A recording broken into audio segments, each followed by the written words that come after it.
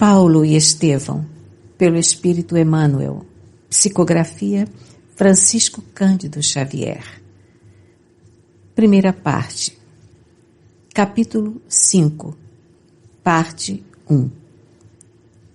A pregação de Estevão.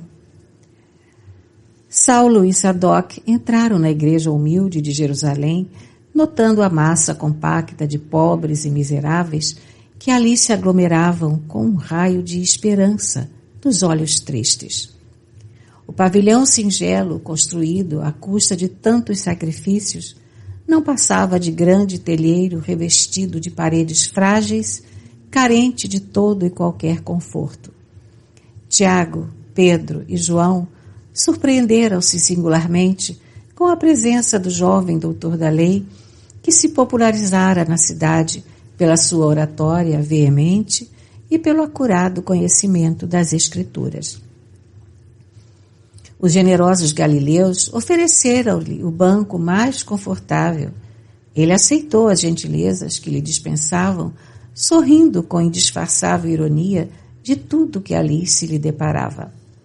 Intimamente, considerava que o próprio Sadoc fora vítima de falsas apreciações. Que podiam fazer aqueles homens ignorantes, irmanados a outros já envelhecidos, valetudinários e doentes? Que podiam significar de perigoso para a lei de Israel aquelas crianças ao abandono, aquelas mulheres semi-mortas, em cujo coração pareciam aniquiladas todas as esperanças? Experimentava grande mal-estar defrontando tantos rostos que a lepra havia devastado, que as úlceras malignas haviam desfigurado impiedosamente.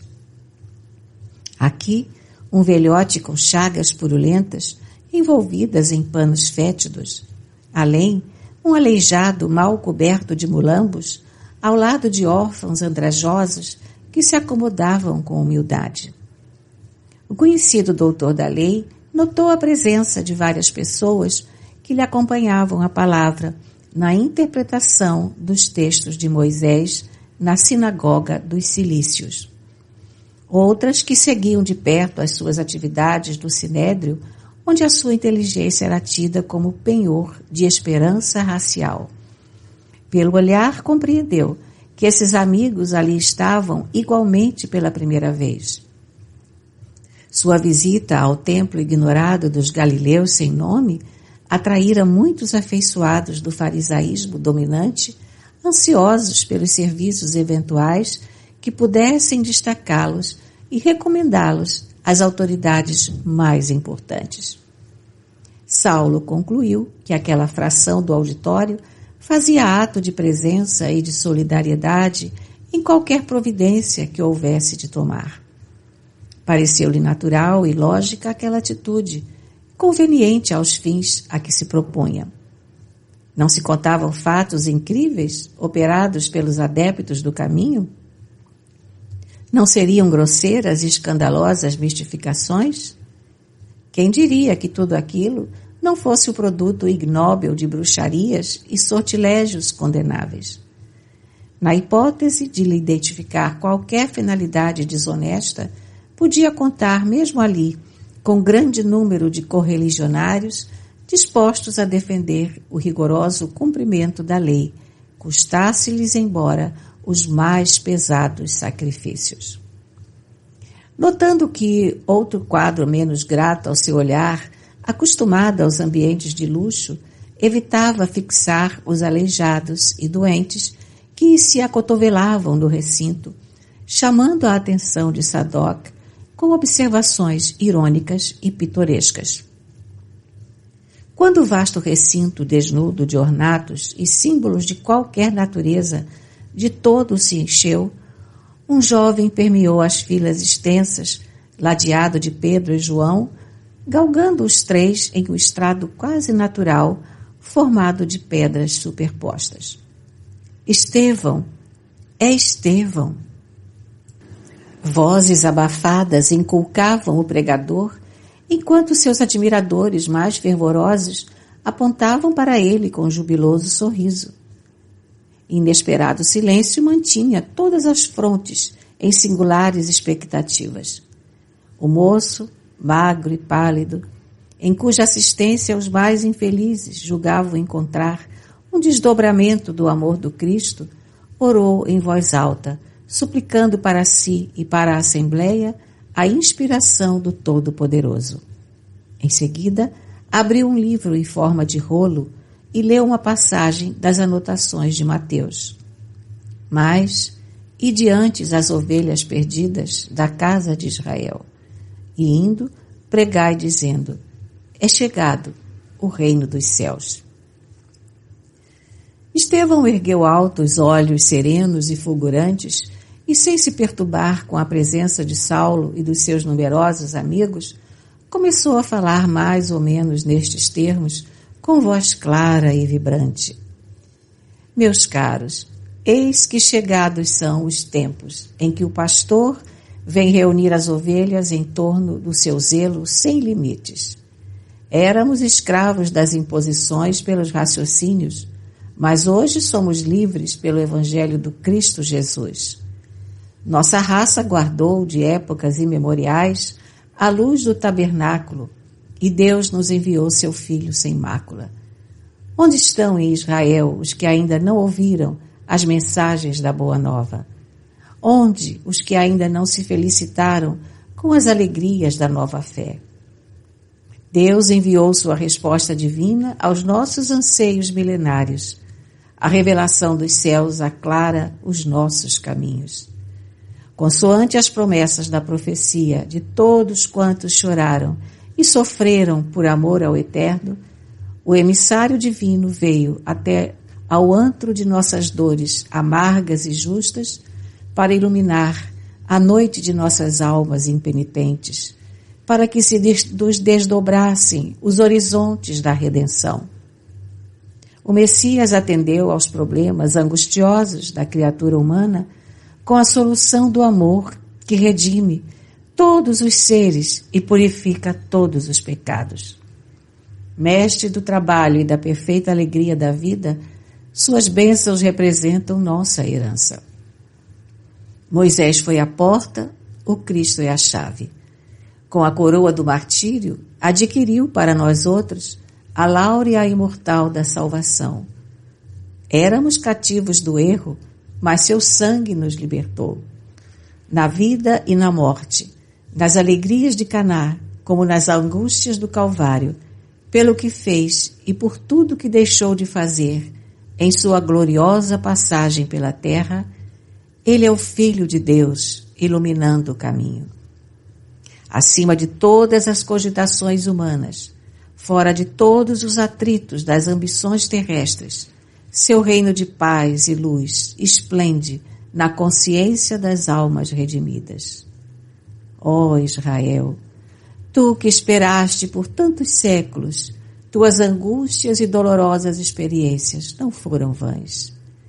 Enquanto outros povos se debatiam nos interesses inferiores, cercando os falsos ídolos de falsa adoração e promovendo simultaneamente as guerras de extermínio com requintes de perversidade, tu, Israel, esperaste o Deus justo.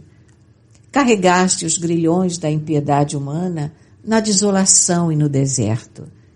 Converteste em cânticos de esperança as ignomínias do cativeiro.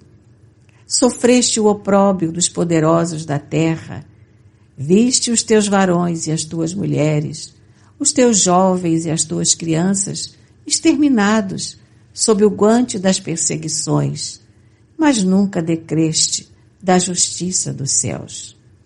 Como salmista, afirmaste com teu heroísmo que o amor e a misericórdia vibram em todos os teus dias. Choraste no caminho longo dos séculos com as tuas amarguras e feridas. Como Job, viveste da tua fé subjugada pelas algemas do mundo, mas já recebeste o sagrado depósito de Jeová, o Deus único. Ó esperanças eternas de Jerusalém, cantai de júbilo, regozijai-vos, embora não tivéssemos sido fiéis inteiramente à compreensão por conduzir o Cordeiro amado aos braços da cruz. Suas chagas, todavia, nos compraram para o céu com o alto preço do sacrifício supremo.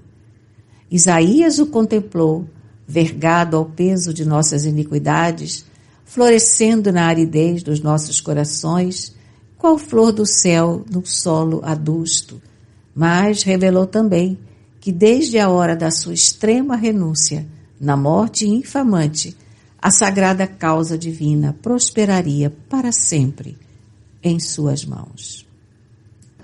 Amados, onde andarão aquelas ovelhas que não souberam ou não puderam esperar? Procuremo-las para o Cristo como dracmas perdidas do seu desvelado amor. Anunciemos a todos os desesperançados as glórias e os júbilos do seu reino de paz e de amor imortal. A lei nos retinha no espírito de nação, sem conseguir apagar de nossa alma o desejo humano de supremacia na terra. Muitos de nossa raça hão esperado um príncipe dominador que penetrasse em triunfo a cidade santa com os troféus sangrentos de uma batalha de ruína e morte, que nos fizesse empunhar um cetro odioso de força e tirania. Mas o Cristo nos libertou para sempre. Filho de Deus e emissário da sua glória, seu maior mandamento confirma Moisés, quando recomenda o amor a Deus acima de todas as coisas, de todo o coração e entendimento, acrescentando no mais formoso decreto divino que nos amemos uns aos outros, como Ele próprio nos amou.